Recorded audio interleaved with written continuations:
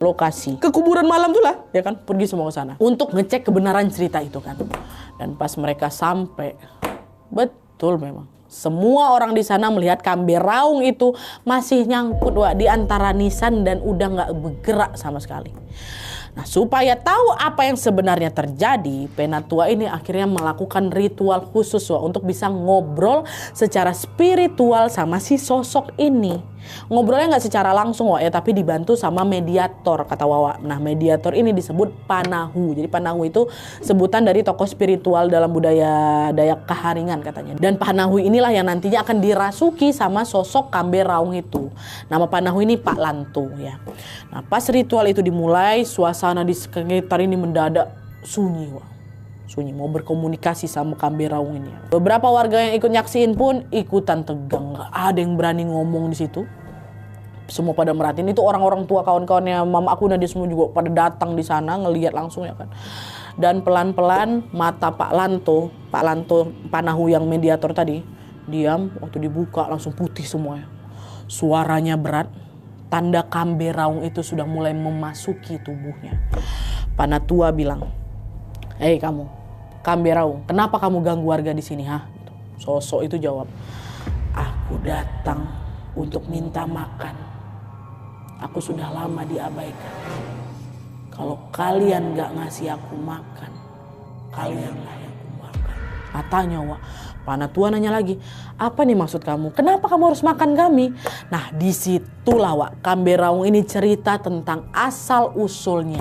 Kenapa arwahnya ini gelisah dan kenapa dia muncul lagi buat mencari makanan dari dunia manusia.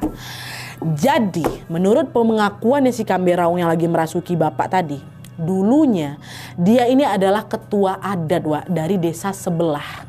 Nama dia Pak Dalbe. Pak Dalbe ini bukan ketua adat sembarangan karena selain dihormati karena statusnya, dia ini juga punya ilmu yang membuat masyarakat di sana makin segan lagi lah sama dia. Nah, selama bertahun-tahun Pak Dalbe ini memimpin si desa ini dengan kewibawaan lah gitu ya kan. Sampai akhirnya satu hari dia meninggal dunia gara-gara dia sakit. Nah, karena pada saat itu Pak Dalbe ini punya status sosial yang tinggi pihak keluarga pun ngelakuin upacara tiwah tadi itulah dengan cara yang bisa dibilang mewah gitu. Dan sebagai bentuk penghormatan terakhir, peti sucinya Pak Dalbe ini digantung di sebuah pohon raksasa di tengah hutan. Jadi bukan digantung macam di Sandung tuh yang rumah kecil tempat nyimpan leluhur tuh loh, seperti kebanyakan orang. Digantungnya di pohon besar. Dan yang perlu diingat di sini pohon-pohon di Kalimantan itu kata tinggi-tinggi semua. Nah, dia besar-besar kali semua di sana. Batangnya lebar, rantingnya itu lebat dan pohon itu akan terus tumbuh lah ya kan dari tahun ke tahun. Dan karena pohon itu tumbuhnya makin tinggi, peti yang berisi jenazahnya Pak Dalbe ini ya ikut naik juga lah. Ikut naik dan akhirnya hilang dari pandangan manusia yang ada di bawah. Dan di saat yang sama juga satu persatu keluarga dan juga keturunan Pak Dalbe ini katanya banyak yang udah meninggal. Lalu setelah macam keturunannya ini habis gitu, masyarakat nggak ngeh kalau jasad Pak Dalbe digantung di atas pohon itu. Ditambah lagi bentuk petinya Pak Dalbe ini katanya nyaru sama warna batang pohon tempat dia digantung. Ada rantingnya, udah ada lumutnya juga, dan yang jelas petinya hampir nggak bisa dibedain gitu loh sama pohon-pohon di sekitarnya. Nah, seiring waktu disinilah arwah Pak Dalbe ini mulai dilupakan. Nggak ada lagi doa atau juga penghormatan khusus buat dia. Padahal itu penting supaya tadi itulah arwahnya tenang. Nah, karena terus merasa diabaikan, arwahnya ini pun jadi gelisah. Sampai akhirnya petinya bangkit dan menjelma menjadi Kambe Raung.